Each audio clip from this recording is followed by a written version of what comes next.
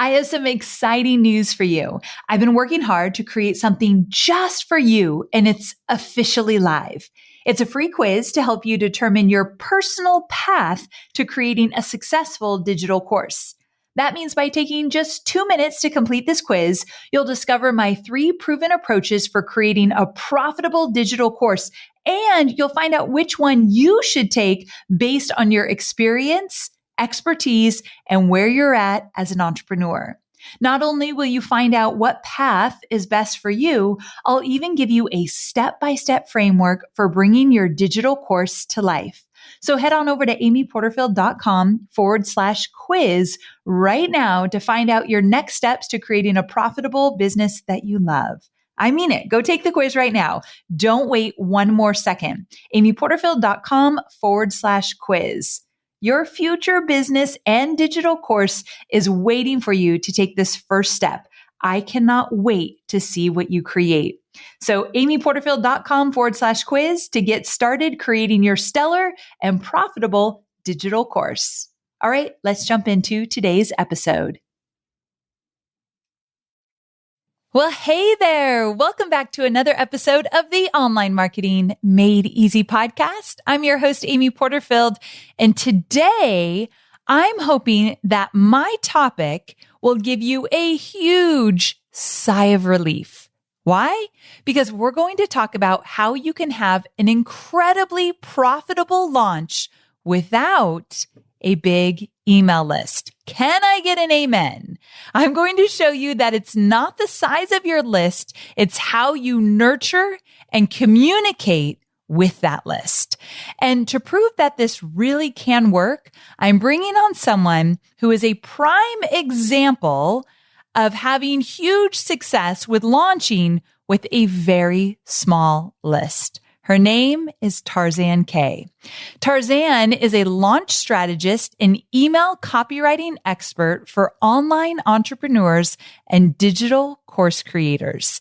Her specialty is fun to read, more addictive than Game of Thrones copy for digital course launches. You'll see she's even created a freebie for today's episode that has a Game of Thrones style to it that you're absolutely going to love.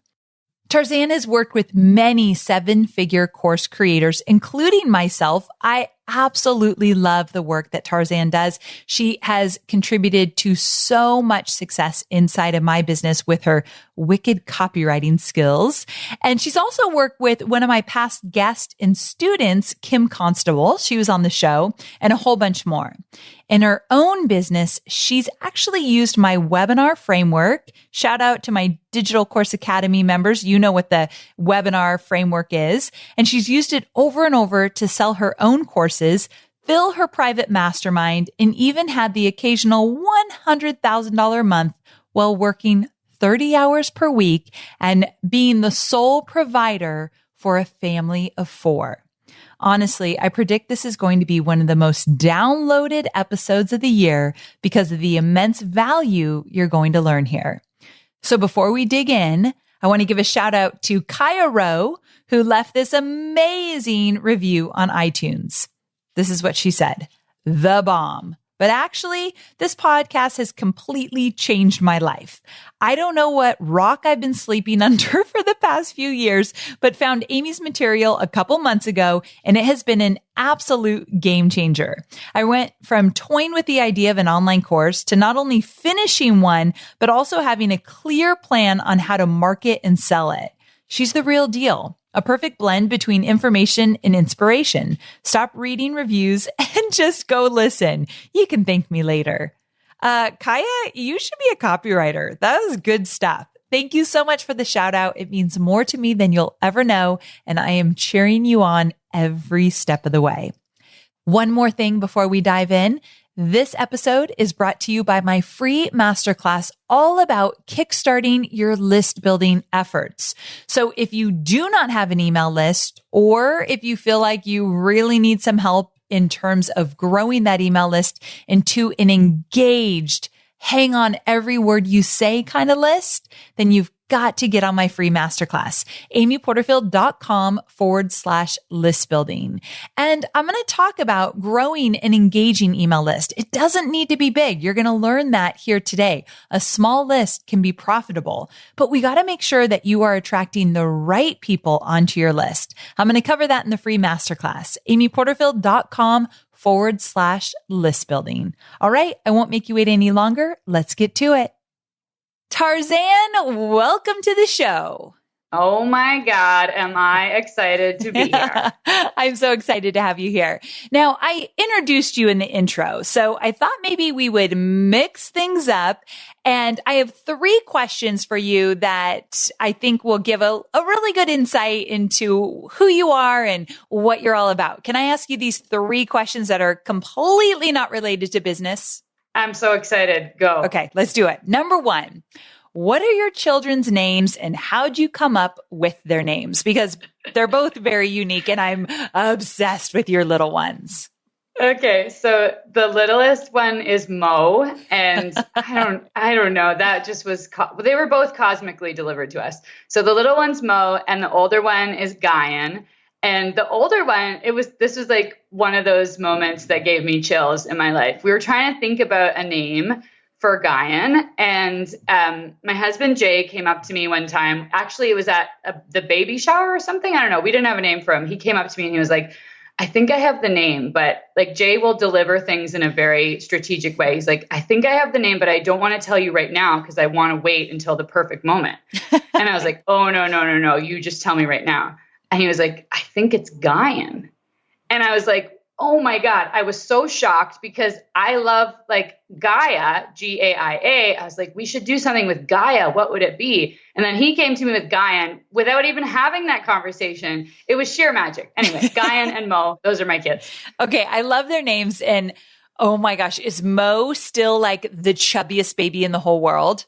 I wish we could put him in the show notes. Oh, we will. Cute. We're going to put both the kids, if you'll let me, both the kids in the show notes. And most definitely. Mo in his big chubby cheeks and chubby legs. I am a sucker for a chubby baby. So yes, we're going to show these cuties in the show notes.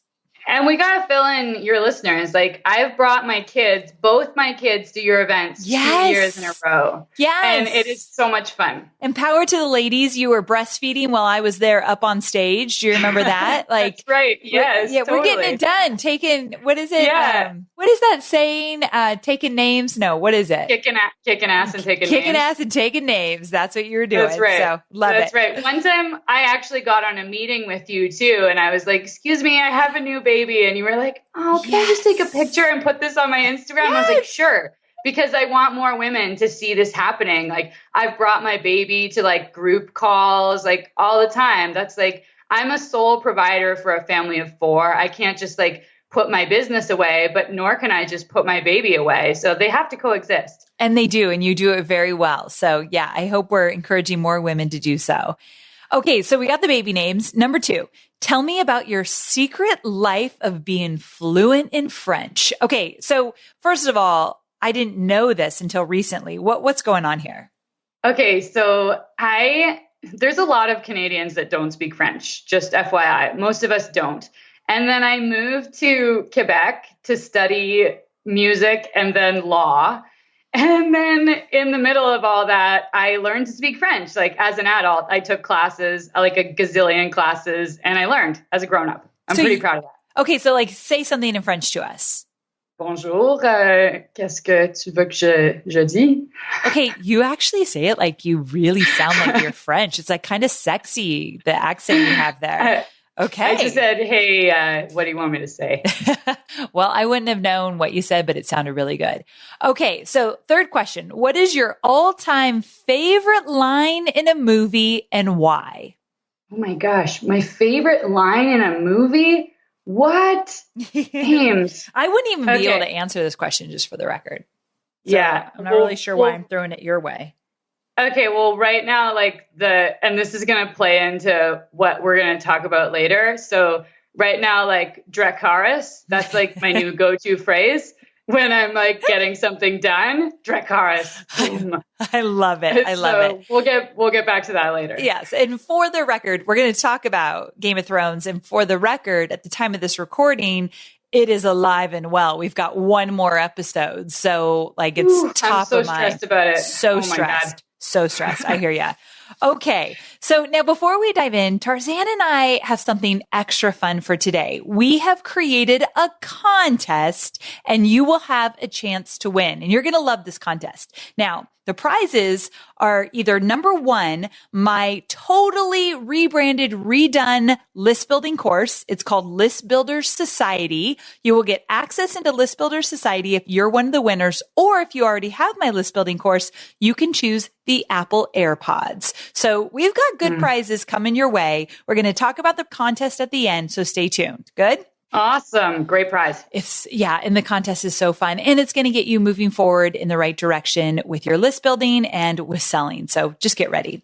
Okay. So Amen. Tarzan, we are talking about launching with a small email list. So before we get into all the details where you're going to share actual tips and strategies and techniques that you've used, before we get into all of that, I like to start with just wowing people because I want them to really understand you are the girl that we need to learn from today. You have had the results. You've walked the talk. So with that, can you walk us through 3 successful launches that you've done with considerably smaller lists? Yes. Great. Thanks for giving me a chance to brag. Yes. So my smallest ever list launch was to a list of 750 people. It was my first ever time trying to sell any sort of course.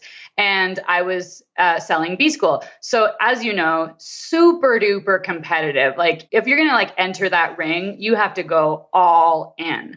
So I had a list of 750 people. And for the first time ever, I ran list building ads. I had never done that before, but I knew it would be pretty important. So I doubled my list size before I even sent out any promo emails. So on that launch, I made $14,000 and plus I couldn't even believe it. I was over the moon. And I also won an award from Marie Forleo. She gives this Because You're Awesome award to one of her first time affiliates every year.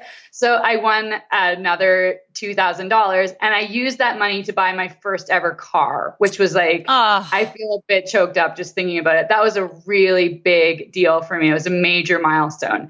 So that's my first launch, 16,000.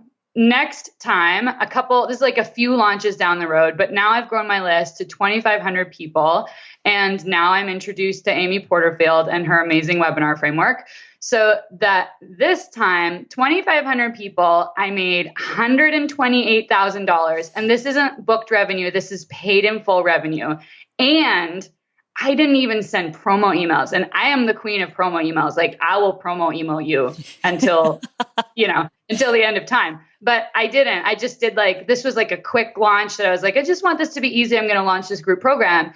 2,500 people, $128,000. I couldn't even believe it. And I did that pitch exactly as you taught in Courses That Convert. So fast forward, that was last September. So fast forward, now I'm in the middle of a launch right now. And now I have Digital Course Academy. So I've used your entire new webinar framework. Now I'm launching to a list of 5,000. And when I emailed you yesterday about this, I was like, the cart's been open for 24 hours and I've already made 34,500. Now it's 24 hours later and I'm up to nearly 80,000. Oh my gosh. 48 hours, $80,000, 5,000 people on your email list. Girl. My gosh. I am loving this. Okay. So obviously you're selling digital courses, right? So I'm selling digital courses and group coaching. Awesome. Okay. So you guys heard, right? She started out really successful launch with 750 people on her list. That's less than 1,000. I want to put that in perspective. And then 2,500 and then 5,000. And notice that Tarzan launched when she had less than 1,000 people on her list. I often get asked Amy, how many people do I have to have on my list in order for a launch to be successful? And we're here to talk about the fact that you can do this with the smallest, even less than 750. Let's just talk about the strategies and put this in perspective. So if I were to ask you, Tarzan, how many people do you think should be on your list before you ever launch? What would you tell people? Well, what I usually tell them is like the number of people on your list is mostly a vanity metric. Like people love to talk about how big their list is. Yep. Like, oh, well, that's so awesome. But I would have these clients coming to me and they'd be like, okay, I have like 10,000 people on my list and I'm trying to hit 50,000. And my first reaction was like, well, I would feel like a loser because I don't have as many subscribers as my client. And then I would be like, but wait, why is my business like 3 times more profitable and I'm having all these successful launches? And what I realized is the number doesn't mean anything. What is way more important is your relationship to the individuals on your email list. Like, let's not call them leads. Like, let's just call them people. And your relationship to them is what will ultimately make your launch successful. So I have seen people with lists of less than 100, but those 100 people are diehards that they have a really good relationship with. And their conversion rates, like, we can't even talk about them because they're ridiculously high. Like they're an absolute in Fantasyville, but that's because they've built those really solid relationships. So I want us to stop thinking about like, how many people do I have on my list and start thinking about like, how can I build relationships with individuals so that they know I'm real and I'm going to deliver for you? Yes, I love this. Okay. So along the same lines, a lot of people, like I said, feel as though they need to wait in order to launch. And you're saying, no, that is not the case. We need to stop thinking about these people as leads or subscribers. And remember that these are all people behind those names and emails. And so I'm curious, how did you get the courage to launch with such a small list? Like, how did you even say, okay, I'm going to do this? Because it's a risk. Definitely. That's a lot of work to put into it if it's like crickets.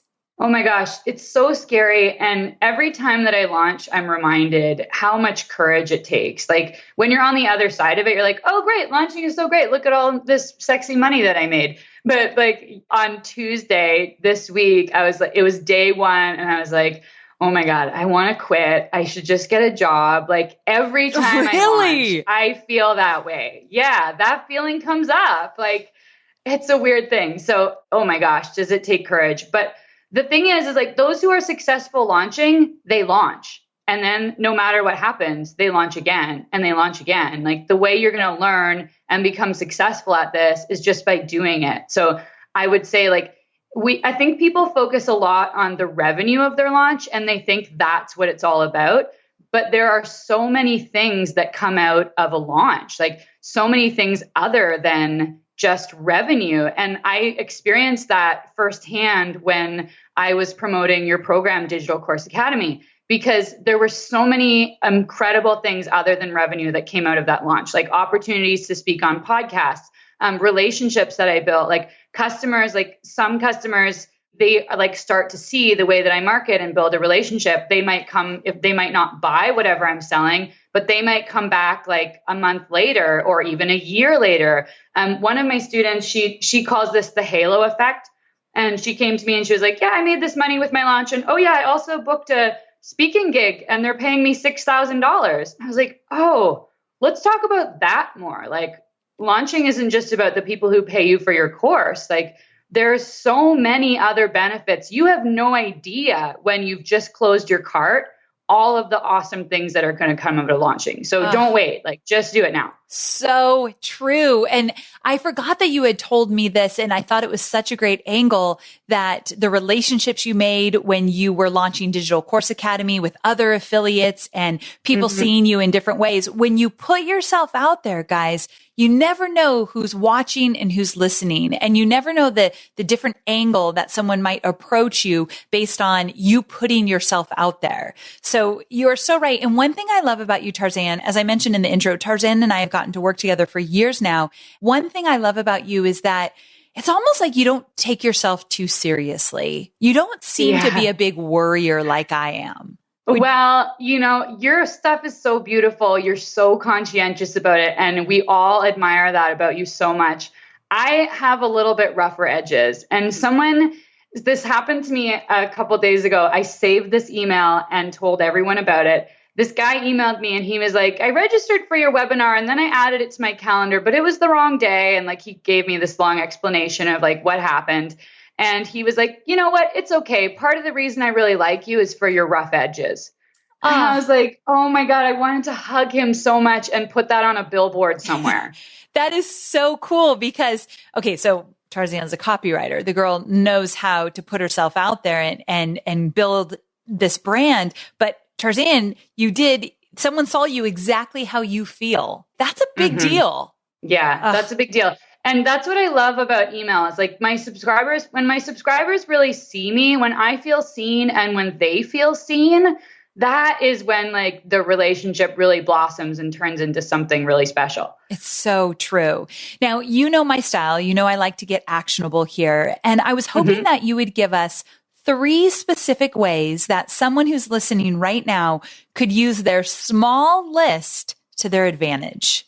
Okay, great. So I want to refer back though to an episode. One of my favorite episodes that you've done this year was when you talked about some personal touches that you added to your launch. Yeah. So your listeners, they got to go back and listen to that because those personal touches that you talked about, you can do that on steroids with a small list because there's fewer people to reach out to. So a couple of ways. Before I even answer this, like I just want us to stop thinking about a small list as a disadvantage because you can really use it so that it is your greatest strength. And I recommend like adding all these personal touches. One thing that I do with my subscribers is like I reach out with personal videos and I do tons of them, like to people who came to the webinar and they were really active in the chat. Like I'll make them a video and I'll say, oh yeah, for sure. I'll make them a video and I'll say like, hey, Ames, thanks so much for showing up to my webinar. Like it means so much to me that you were there and so active in the chat. That makes the experience better for everyone. So I just want to thank you. And, if you have any questions about my program, like I'm here for you and just like hit reply and ask me a question. Boom. Like that takes 30 seconds. And I use a tool called BombBomb, BombBomb. I'm a BombBomb evangelist. It's all I can talk about. I've never heard of it. Oh, it's so good. I'm going to send you one, Ames, so you can test it out. I want one. And I like the name of it, BombBomb. You're going to be totally blown away. So I used this tool when we were launching DCA. And I was like, oh my God, more people need to know about this. So I make these videos. It's like an extension for Gmail. So I can make the videos without leaving my browser. And I can stop. Yeah, I know. You can knock off it takes like my videos are like about 30 seconds and then it takes another 30 seconds to like drop in the email and send it. So honestly, you could knock out like 30 in an hour easily. So I love that tool and my subscribers love it so much. Like I have a whiteboard, so I'll put their name on it so they can see that it's actually personal.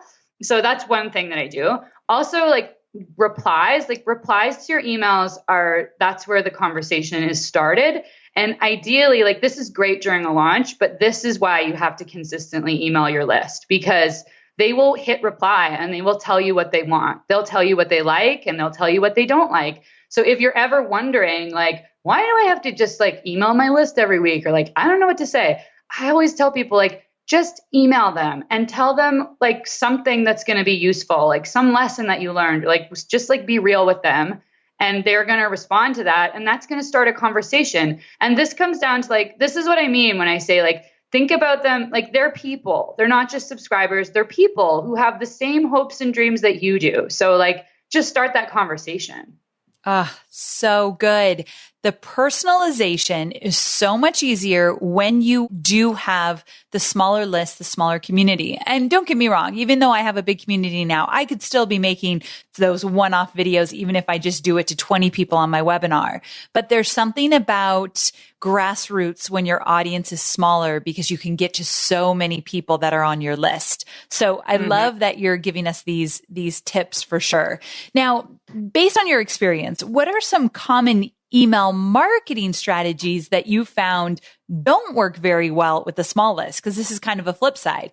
We're talking about what works well, that personalization for sure, but what doesn't work so well when we're talking about just email marketing?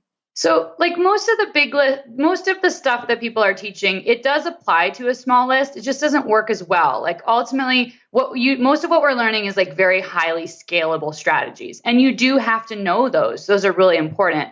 But if you are marketing to a list of like 200 people in your promotion, like you would be better, like it's going to take you some time to write a promo sequence of like 12 to 15 emails.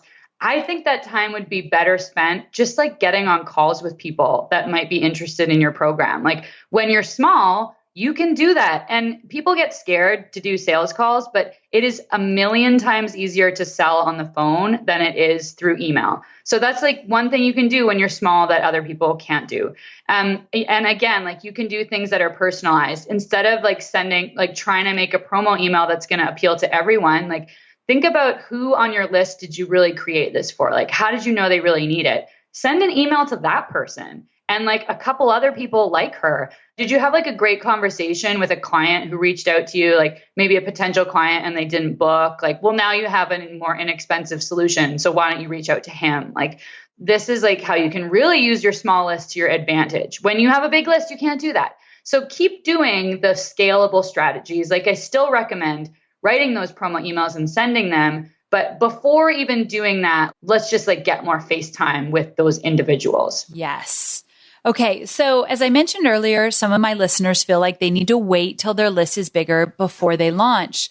But when you were talking about the launch you did when you had 750 people on your email list, or when you made $128,000 without any promo emails to a list of 2,500 people, what are some like specific things you did in those launches that work? Like how the heck do you make $128,000 without sending promo emails? And how does a copywriter not send promo emails? Like what was going on there? I know. Thank you. When I said that, I was like, and without promo emails, which is like my whole gig that I teach. But, so that was not a low price thing. And that's what, when clients come to me with a small list and they're like, oh, let's work on, like, I just have a small audience and I'm selling this $300 product. I'll be like, okay, what about selling something that's like $3,000? Like, could we just like make the offer more exclusive?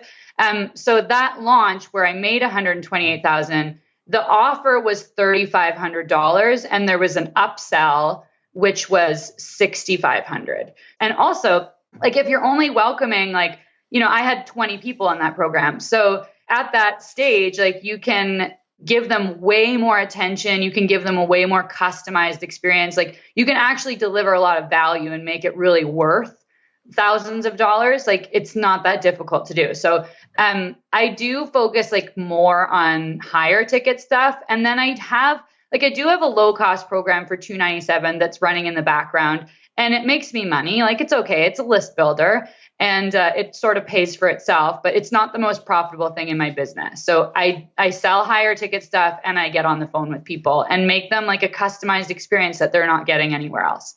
So good. I love these tips. They're so actionable and specific. And you know, I live for that.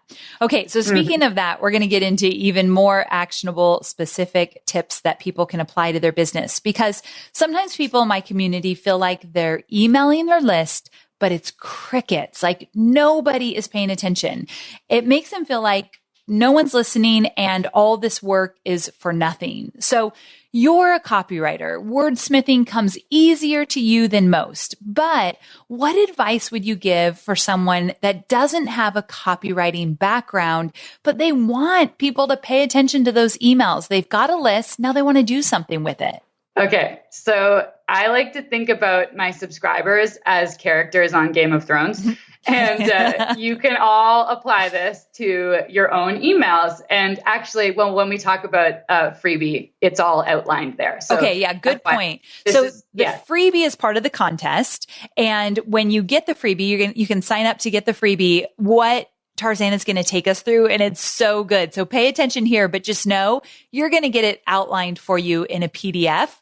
But walk us through this because it's so fun and valuable. Okay. Yeah, I love this so much. So my friend Sarah Greer, another copywriter, she taught me about how to think about people in these 4 different color codes. And, you know, there's lots of personality systems that are color coded. So, but I just changed them to Game of Thrones characters. So, and I try and write emails for all of these 4 characters. Okay. And some emails are like, they're going to appeal to all 4 and some of them might appeal to just one. So let's take Daenerys. Okay. She is a red. So the reds are like the really fast decision makers who only need to read like 5 words before they know exactly what they want to do. So they don't like long emails. That's like Dracarys.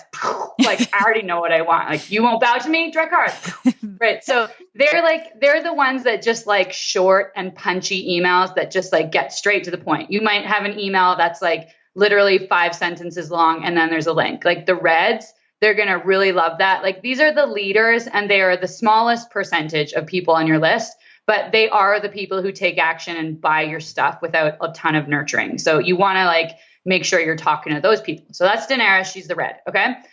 Moving on, Jon is the blue. So the blue, they're like really emotionally driven. Like, you know, Jon, he's like so broody and he just wants everyone to be happy and he's so loyal. So the blues, like they want powerful stories. Like they want to feel something. So for those people, I love to share pictures, like pictures and stories. I like to like acknowledge when something important has happened in the world. Like anything that has hints of like nostalgia or like patriotism, like Jon, he's going to really love that. So just like for those people, for everybody, it's a great idea to share stories. Like I try and make everything into a story, but particularly the blues, they will love those stories when you can connect it to like a really powerful emotion. So that's Jon. So we got Daenerys, the red, quick, clickable content, and Jon, the blue, emotionally driven. Okay. Next, we've got Tyrion.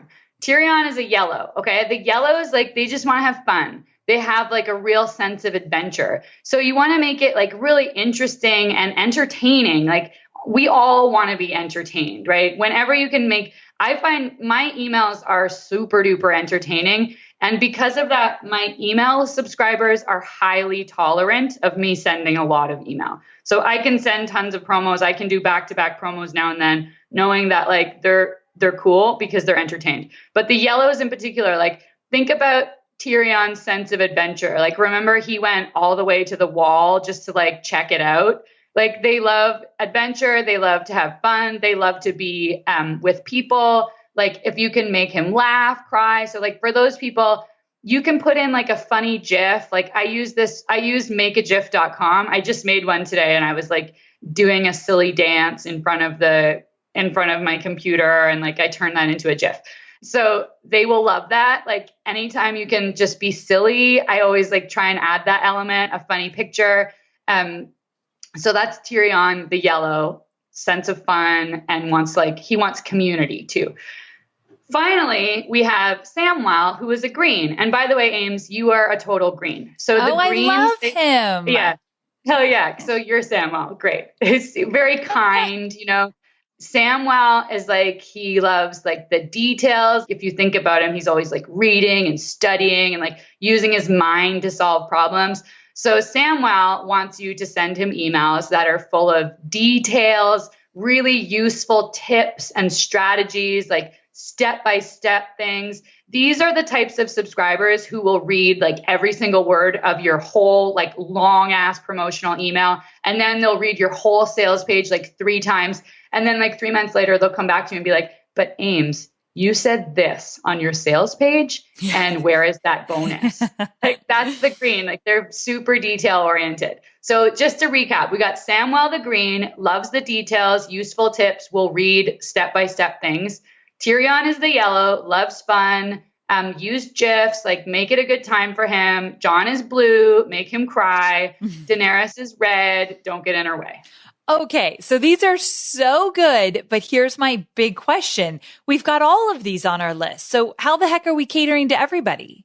All of your emails are not going to appeal to everyone. Okay. So you can make peace with that. But you can, like, there's definitely a way to appeal to more than one person at once. So like the reds, if you just have like, in copywriting, we use the term the TLDR, too long didn't read. So you can put a TLDR at the bottom of your email and just say, TLDR, program open. It's for so-and-so, enroll here. Like they're going to love that. So just like add that in. They want it to be obvious what they're clicking on. Like don't make link text that's like not clear. They're not going to like that. Right. Okay. So for the greens who are super detail oriented, like in a launch, you're going to send some emails to them that the reds are going to hate, because those are going to be like long. You're going to have like, Rye Schwartz, he loves to do the upgraded FAQ. Yeah. So that's for the greens. Like they want all those details. Some of these are going to conflict, but that's okay. Everyone doesn't read every single one of your emails. Things are going to stand out to them for a reason. And that's why we send like 14 or 15 promo emails. Very few people, with the exception of some greens, like they're reading every single one of them. But for the most part, like they're reading what catches their eye. So if you're thinking about those people, like, oh, I'm writing this. Let's say you're writing this upgraded FAQ for the greens, but you could why not throw in like a funny GIF of you like doing something silly, because the yellows are going to like that and it's going to hold their attention. And just make sure that like on that same email that there's really clear link text, so that you can skip all over that and just like get to the sales page for the reds. And on the sales page, by the way, on a sales page, it's much easier to appeal to all of them because you can add all of these elements. Like you have more time. You can add a lot of story for John. You can add, you can put a button right at the top that says I just want to enroll now, and skips down to the enroll button. Like that's for the reds. All of your details, the whole sales page, like the greens, they're going to read it all. So you can add those elements for everyone on a sales page where you have more time. And sometimes you will be able to just knock it out of the park and write an email that appeals to all four of them. But I wouldn't worry about trying to hit all of those points on every single email. A lot of this is it's just you're forming the habit and thinking about different ways of giving people a lot of the same information, frankly, in a way that different types of people are actually going to digest it. Okay. So this is really helpful. And I can see sometimes I do those long emails that you talked about, Rye Schwartz, where I get into all the FAQs. And sometimes I'm like, hey, I made you a quick video. Check it out here. And I love what you said. Not everybody on your list is going to read every email. And someone might see that super short email and that appeals to them, or the super long email. Some are just not going to read it, and that's okay as well. So I think you just gave us all permission to try some of these different strategies. And you might see that every time you send a super long email, it does really well. So you want to do more of those. And so pay attention, guys. Pay attention to the analytics, the open rates, the click-through rates, all of that to see what's working really well. Okay. Yeah. And also just one more thing. Yeah. What are people especially when you're starting out? When you have a small list, your metrics aren't as reliable, and it may look like they're amazing because you only have a few hundred people on your list. Good point. So when your list is small, I always say the most important metric is how many people are replying and what's the quality of those replies, because they will tell you what they like, and you will see oh, this email, a lot of people replied to this, so they like this. I'm going to send more like that. Okay. That's great. I would have never even thought about that. So I appreciate you pointing that out. Those replies they're a big deal, and they make such a difference when you actually reply back. Even to this day, when I get in my DMs and I record on Instagram some audio messages, people love it because they're like, oh, you're really paying attention. You guys, it goes a long way and it takes seconds.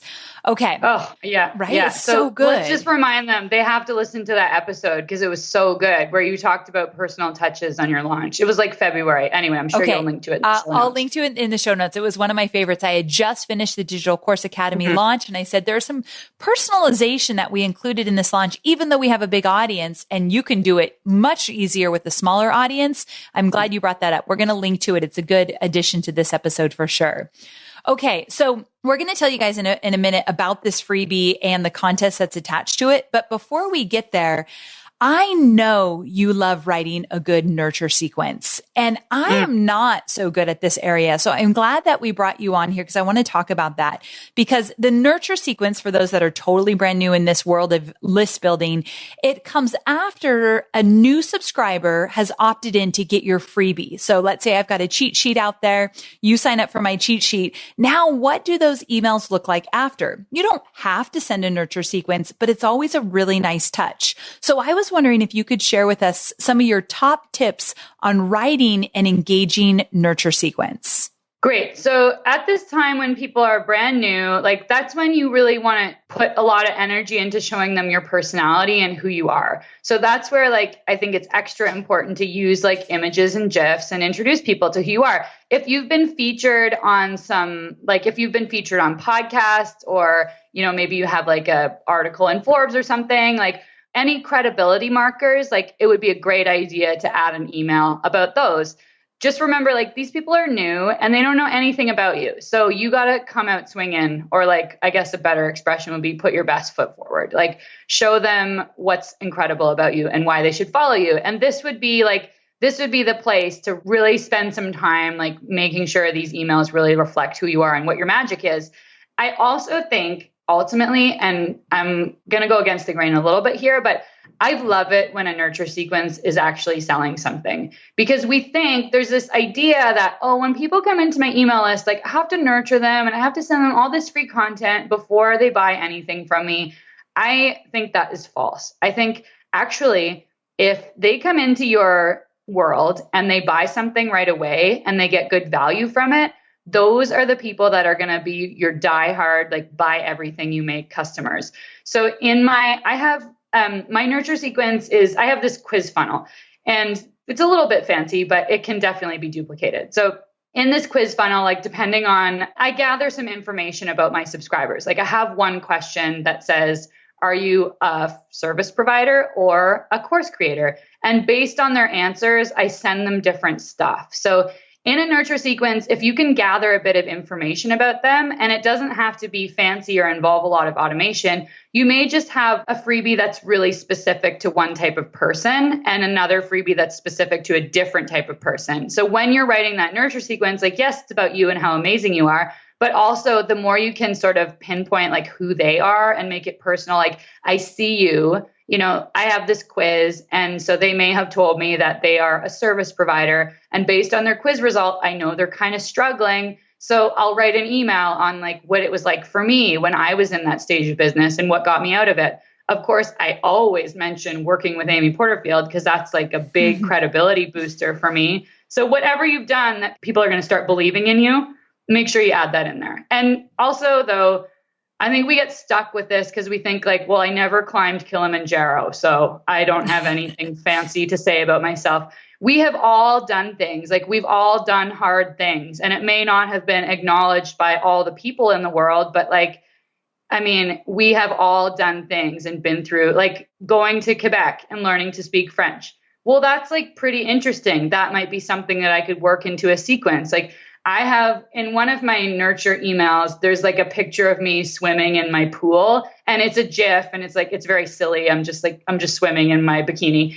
And, but that, like, you know, that's a story about me. It's like, hey, look at me. I'm, like, a sole provider for a family of 4. I only work 30 hours a week. And I also go for swims in the afternoon when everyone else is working. Like, that's equally interesting. You don't have to be working with Amy Porterfield for everyone to be impressed by you. Like, there's other just like, certainly not. Yes, certainly not. Although it definitely helps. Girl, you're such a love bug. I love you tons. She always makes me feel extra special. Tarzan always does, which I love that about you. Okay, so here's the deal. We need to talk about this really fun contest. Mm-hmm. There are prizes. So first of all, you could win access to List Builder Society. That's my brand new list building course. It's updated, rebranded, super exciting. Or if you already have my list building course, or if you don't want it, you could choose the Apple AirPods. So whichever one you want, we're choosing 2 winners. And here's the deal. Are you ready? Let's do this. Okay. So you go to amyporterfield.com/269 and you download the freebie. This is a freebie that Tarzan created. It is really good. Now, it's a value-packed, fun worksheet where she'll teach you how to write a highly converting nurture sequence. You then need to create at least the first email in that sequence and send it to your list.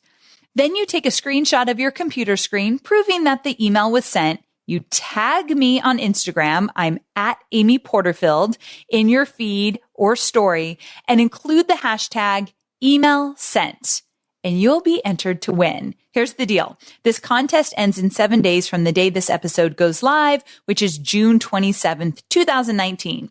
We will randomly select 2 winners and announce the winners on July 5th, 2019. All this info is in the show notes, amyporterfield.com/269.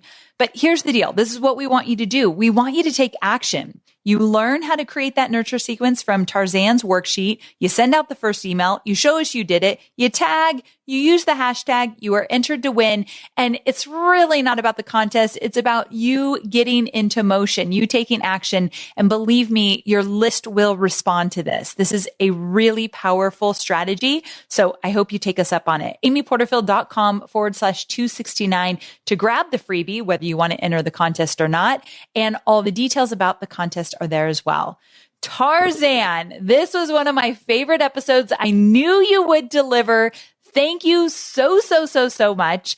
And tell everybody, where the heck can they find out more about you? They're going to want to. So where do they go? Yeah, so just come to my website, tarzank.com. And yeah, there are cool freebies, but honestly, you should sign up just to be on my email list because I am the boss of email. True. She really is. Like I mentioned in the intro, she's been writing emails for me for a long time and they're always so good. I'm always like, oh my God, that one was so good. I love it. So if you want to see how it's done, you definitely want to get on Tarzan's email list.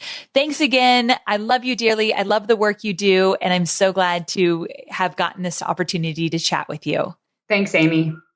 Okay, so there you have it. I hope you loved this episode with Tarzan as much as I have. The girl is on fire. She has so much to share. You got to go check her out and make sure you get the freebie because it's going to teach you how to create a nurture sequence that really connects with your audience. So if you already have a small email list and you want to make sure that that small email list actually converts for you, then we got to make sure that you are building relationship inside of that subscriber list. And this freebie is going to help you do so. So go to amyporterfield.com/269 to get the freebie.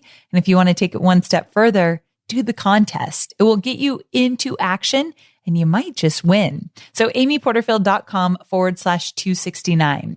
And before I jump off, one more thing.